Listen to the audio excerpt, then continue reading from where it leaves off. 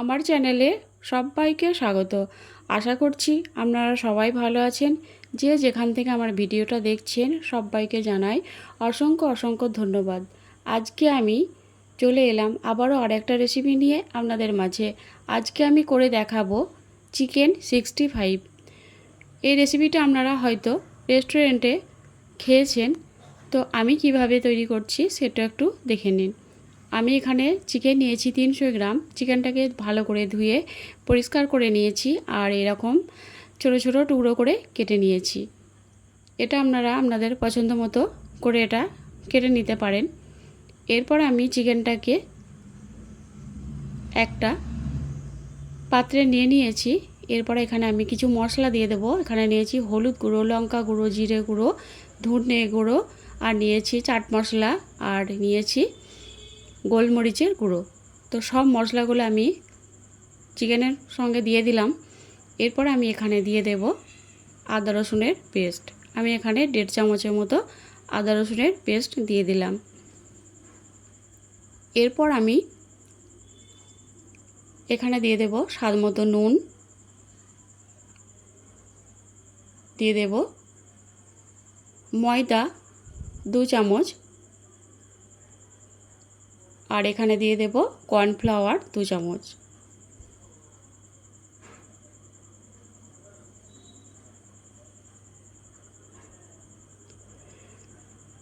দিয়ে দিলাম কর্নফ্লাওয়ার 2 চামচ। এরপর আমি এখানে ডিমের যে সাদা অংশটা সেটা এর মধ্যে দিয়ে দিলাম। একটা ডিম আমি ভেঙে রেখেছিলাম আগে থেকেই, আর কুসুমটা আলাদা করে নিয়েছি। সাদা অংশটা দিয়ে দিলাম কুসুমটা বাদ দিয়ে। এরপর আমি এখানে দিয়ে দেব পাতিলেবুর রস। আমি একটা লেবুকে এরকম দুটো টুকরো নিয়েছি, এই রসটুকু এর মধ্যে দিয়ে দিলাম। এরপর আমি এটাকে মেখে নেব। আমি এখানে চামচ দিয়ে মাখাচ্ছি এটা। আপনারা চাইলে এটা হাত দিয়েও মাখিয়ে নিতে পারেন, তবে হাতে মাখালে সবথেকে ভালো হবে।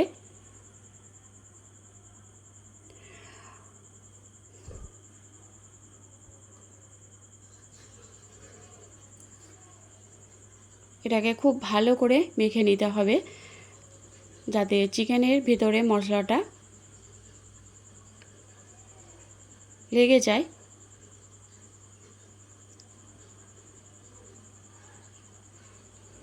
তো এই কাজটা একটু সময় নিয়ে করতে হবে। তো এটা আমি দেখুন এরপর হাত দিয়ে এটাকে আবারও ভালোভাবে মেখে নিচ্ছি। তো মেখে নিয়েছি, এটাকে আমি রেস্টে রেখে দেব 10 থেকে 20 মিনিটের জন্য। আপনারা হাতে সময় থাকলে আরও বেশি সময় নিয়ে রাখতে পারেন নর্মাল ফ্রিজে। টিপে ঢোকানোর দরকার নেই, নর্মাল ফ্রিজে রাখলেই হবে। তো আমি ফিরে এলাম 20 মিনিট পর। এরপর এখানে আমি একটা কড়াই গরম করে নিয়েছি, এতে আমি দিয়ে দিলাম পরিমাণ মতো তেল। তেলটা খুব ভালো করে গরম করে নিয়েছি। এরপর আমি এখানে চিকেনের টুকরোগুলো একটা একটা করে তেলের মধ্যে ছেড়ে দেব।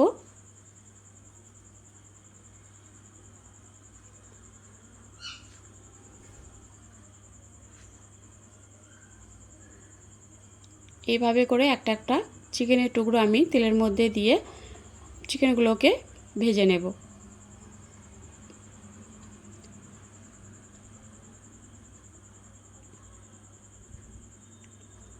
তো সবগুলো একবারে হবে না, বাকিটাকে আমি পরের ব্যাচে ভেজে নেব। তো এইভাবে করে একটু এটাকে লাল লাল করে ভেজে নিতে হবে।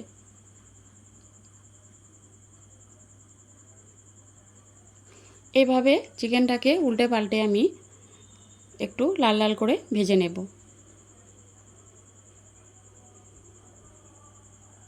তো এটা আমার ভাজা হয়ে গেছে দেখুন, আর কালারটা কতটা সুন্দর এসেছে। এরপর আমি চিকেনগুলোকে এখান থেকে তুলে নেব।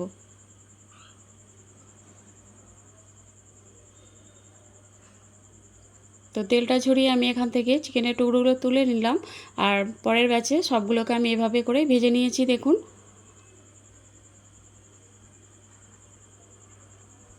এটা চাইলে আপনারা এভাবে চায়ের সঙ্গে খেতে পারেন। এরপর আমি এখানে একটা ফ্রাই প্যান বসিয়ে দিয়েছি। ফ্রাই প্যানটাকে খুব ভালো করে গরম করে নিয়েছি, আর এর মধ্যে আমি দিয়ে দিলাম 2 চামচ তেল। তেলটাকে খুব ভালো করে গরম করে নিয়েছি। এরপর আমি এখানে দিয়ে দেব কারি পাতা 10 থেকে 12টা, আর রসুন নিয়েছি 4 কোয়া, এটাকে কুচি করে নিয়েছি, আর আদা একটু কুচি করে নিয়েছি, আর নিয়েছি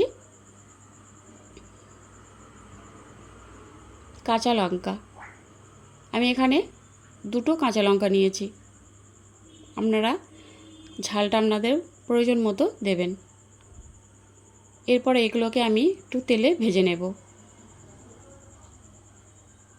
এরপর আমি এখানে দিয়ে দেব 1 চামচ সাদা তিল।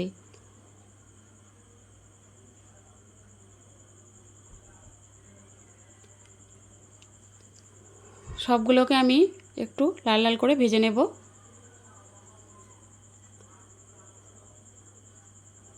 এরপর আমি যে চিকেনগুলোকে ভেজে তুলে রেখেছিলাম সেই চিকেনটাকে এর মধ্যে দিয়ে দিলাম। এরপর এর সঙ্গে আমি এটাকে একটু নেড়ে চেড়ে ভেজে নেব। তো বন্ধুরা, এই রেসিপিটা কেমন লেগেছে আপনারা অবশ্যই জানাবেন, আর ভালো লাগলে লাইক কমেন্ট শেয়ার করবেন। আর যারা নতুন বন্ধু চ্যানেলটা সাবস্ক্রাইব করেননি এখনও, তারা অবশ্যই আমার চ্যানেলটা সাবস্ক্রাইব করে আমার পাশে থাকবেন। আর ভালো থাকবেন, সুস্থ থাকবেন।